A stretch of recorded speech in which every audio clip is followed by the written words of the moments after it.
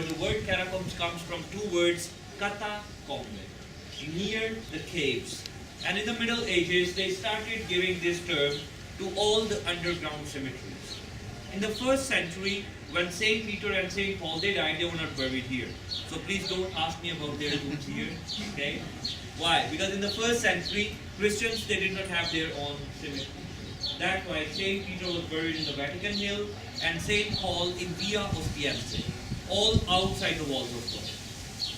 Only in the middle of the 2nd century, when some of the rich pagans, they were converting to Christianity, so they were donating their lands. And like these Christians, they had their own cemeteries. But because of the persecution, some other political reasons, they could not have above ground. So what they did? They started having underground, and today we call them catacombs. There are about 60 catacombs in Rome, 60. But only 6 are open to the public. And this is one of them. The first one, this is the largest catacomb, the biggest one. The whole compound is about 30 hectares. And the catacombs are spread on 15, which is about 37.7 acres and 21 kilometers of catacombs. By the way, are you ready to walk 21 kilometers? Sure. I see some crowd. Now, we are going to walk only 800 to 900 meters. We wish that you visit other places also. Otherwise, we have to keep you for 2-3 days here. Now, second biggest difference. From the 3rd century onwards, they gave title to this catacomb, official Christian catacomb. Why? Because many saints and martyrs were buried here. And up to the 5th century, many of the Christians, they wanted to be buried near to the saints or martyrs. Therefore, they gave title official Christian catacomb.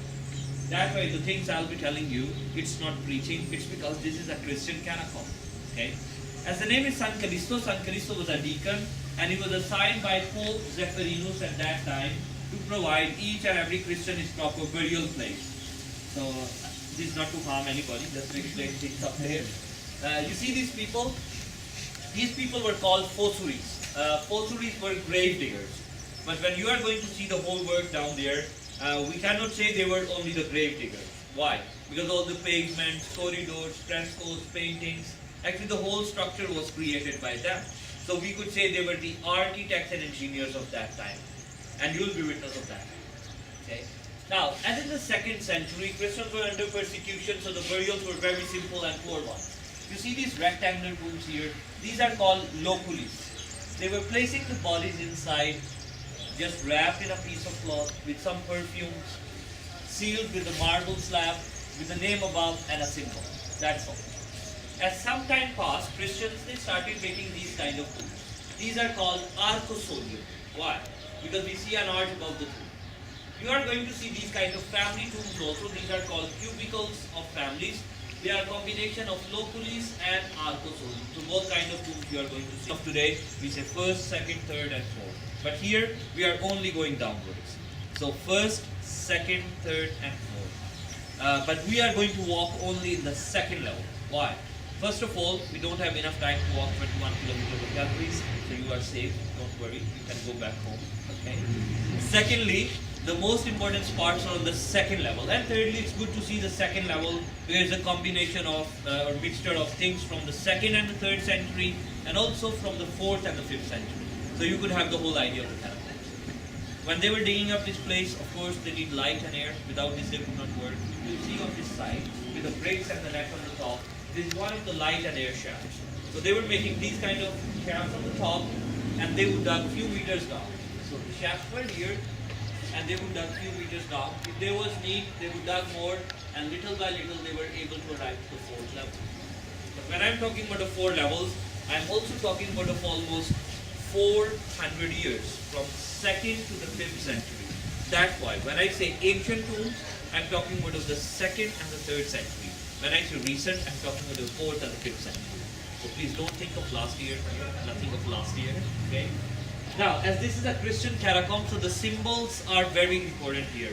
And you are going to see them here and there. So the first one you find here is called Good Shepherd. Good Shepherd represents Jesus Christ, and the sheep he is holding is the soul which is saved by Jesus Christ. Then you find here the monogram of Christ. It comes from the Greek word Christos. So the first 2 letters. X is key and P is Rome, Christos.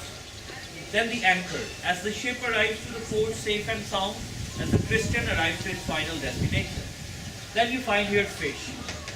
In Greek it's called ichthys. If you take every letter of ichthys, it becomes Jesus Christ is the Son of God, the Savior. Okay.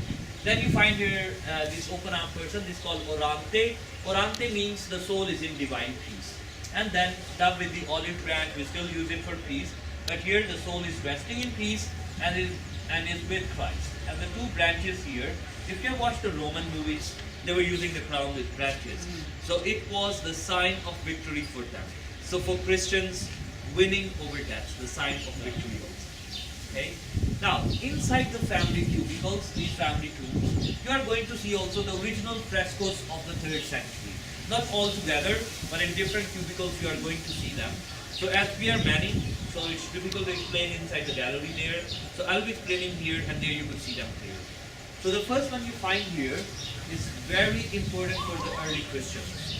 The very famous figure of the Old Testament. Looking at it, you remember something? A prophet, the big fish. Exactly. He is the symbol of resurrection. Why? As in Gospel we read, Jesus said, the only sign will be given to you is the sign of Jonah. As Jonah was 3 days and 3 nights in the belly of the whale, as the Son of Man will be 3 days and 3 nights in the heart of the earth, and then will be resurrected. So the symbol of resurrection. But please don't be surprised, you don't find whale here but sea monster, because they were using this symbol at that time. Okay? Then you find here the Last Supper. Could you count for us how many people you see in this Last Supper? Could you count? Yeah? 7. 7, not 12 or 13. Okay, thank you. Because of the biblical meaning. 7 means wholeness, fullness, completeness of everything. So God created universe in 7 days. The early Christians were not taking it as only counted 7 days, but God created everything. And then this is not just the Last Supper, this is the Eucharist. So the climax of Christianity, the wholeness of Christianity. Okay? Then the priest is offering the sacrifice, Abraham and Isaac from the old covenant to the new covenant, the baptism entering into the new life, and then the resurrection of Lazarus. Actually all about resurrection. Okay, I told you 2 differences about this place. This is the largest catacomb, and second, this was the official Christian catacomb. The other 2 I'm going to tell you now. Have you been to Vatican, St. Peter's? Yes. Who lives there? Of course not you. Pope. Pope and St. Peter's tomb is there, and tombs of the so many popes are there, no?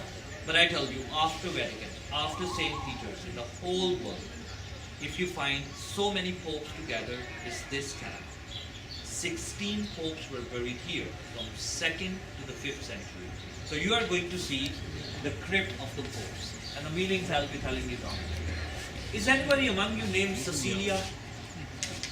No? The middle name? Baptism name? confirmation name. Okay. So I cannot give any gift then. Please don't change your name now. Just joking. The fourth biggest difference of this place. The original tomb of Saint Cecilia is in this catacomb. She was a martyr and she is the patron saint of musicians and choirs. That's why many choirs in the world have named Cecilia. Okay? But the statue you are going to see here, it's not original. But don't be disappointed. Because the original one is in the Basilica of Saint Cecilia in Trastevere. You can visit there. The beautiful basilica there.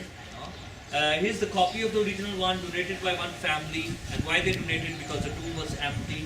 So they want you to give an idea to the visitors who come here. And the meanings I'll be telling you now. Are you okay? Ready to go down? Yes. Okay, but before we move, only few instructions. We are not allowed to take pictures and videos down there. So here you can, but down there it's not allowed. Okay. Then down there we have steps and stairs. So please watch your step while you're walking. I hope nobody has any fear, any phobia of walking a bit in the dark or in the galleries. But if you feel something, please let me know before collapsing. There are exit ways also. I'll be asking you in the middle. If you don't feel going along, you could come out. Okay. Please don't stay too long in one place, and please don't enter in the rooms where you should not. Why? Because I'm very famous losing people here every day. Okay? You came back again here because you were with Jens. You are not with me. Sorry, I'm just joking. Okay.